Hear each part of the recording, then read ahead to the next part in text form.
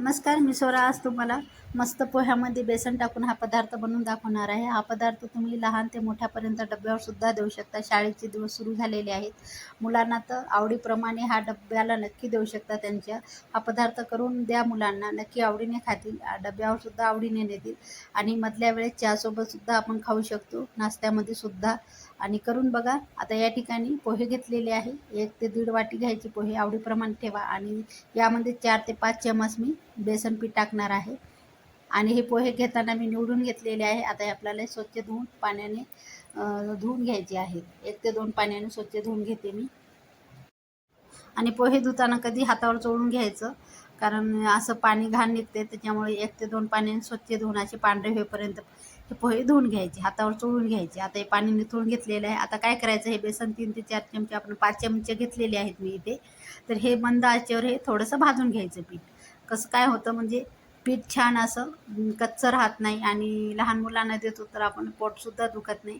त्यामुळे हे बेसन पीठ भाजून घ्यायचं, करपून घ्यायचं नाही.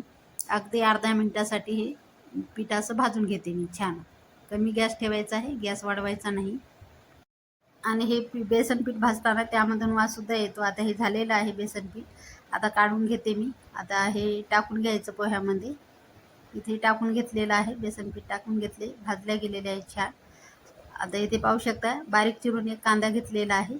बारीक चिरून घ्यायचा, मोठ्या साईजचा ठेवायचा नाही. बारीक चिरून घेतलेला आहे कांदा मी. आता हिरवी मिरची बारीक 3 ते 4 हिरवी मिरची, भरपूर अशी कोथिंबीर स्वच्छ धुवून बारीक करून टाकायची त्यामध्ये. कोथिंबीर स्वच्छ धुवून बारीक चिरून घ्या. आता त्यामध्ये अर्धा चमचा हळद टाकलेली आहे. थोडंसं लाल तिखट टाकते. चिली फ्लेक्स असेल तर टाकू शकता.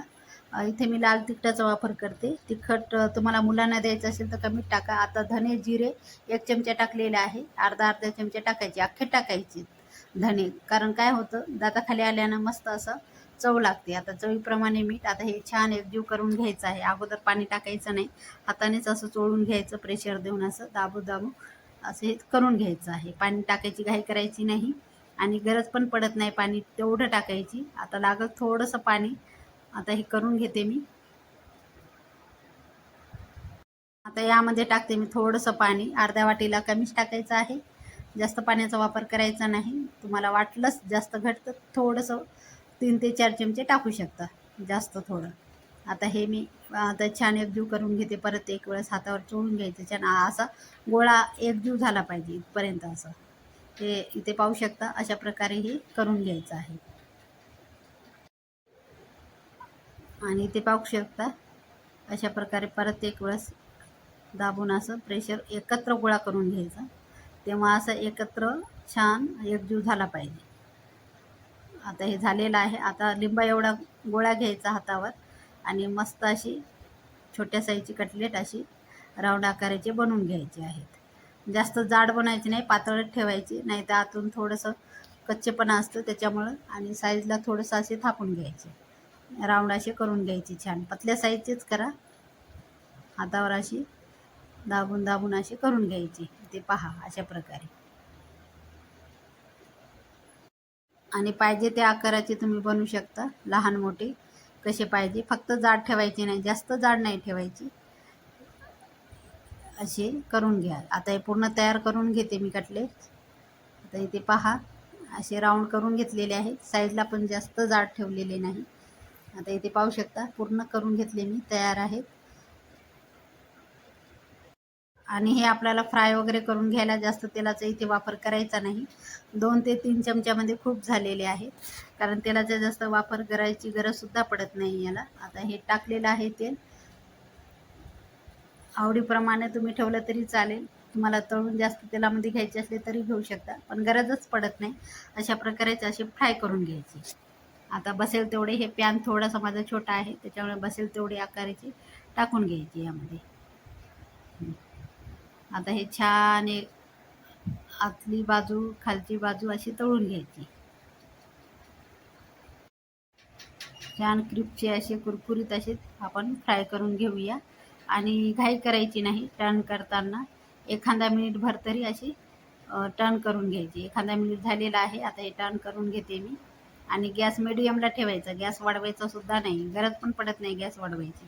आणि ते पाहू शकता, आता हे छान असे फ्राय करून घेते मी. कुरकुरीत असे तळून घ्यायचे. आता हे झालेले आहेत पहा, इथे पाहू शकता.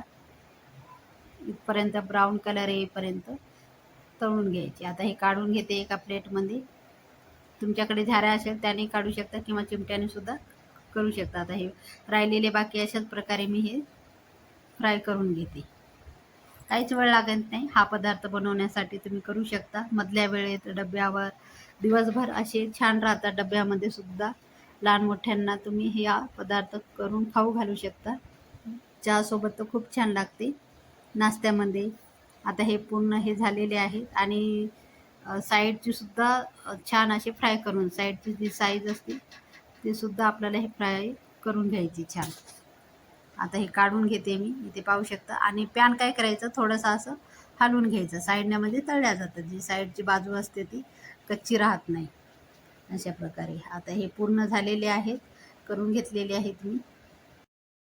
आणि हा पदार्थ अशा प्रकारे दिसतो, मस्त असा कुरकुरीत, चटकदार, मस्त असा. लहान मुलांना तर आवडीनेच खाते. परत एक वेळ सांगते, आणि काही वेळ लागत नाही, झटपट होणार आहे. जास्त करून ठेवले तरी 1-2 दिवस आरामात टिकतात. नक्की करून बघा. आणि जेवणामध्ये सुद्धा करू शकता हा पदार्थ. चहासोबत, नाश्त्यामध्ये तर खाऊ शकता. नक्कीच आवडेल तुम्हाला, हा करून बघा. पोहे आणि बेसनाचा हा पदार्थ कसा वाटला नक्कीच सांगा. आवडला असेल तर लाईक करा, शेअर करा, कमेंट करा, सबस्क्राईब करायला विसरू नका चॅनलला नवीन असाल तर. भेटूया एका नवीन व्हिडिओमध्ये. तोपर्यंत धन्यवाद.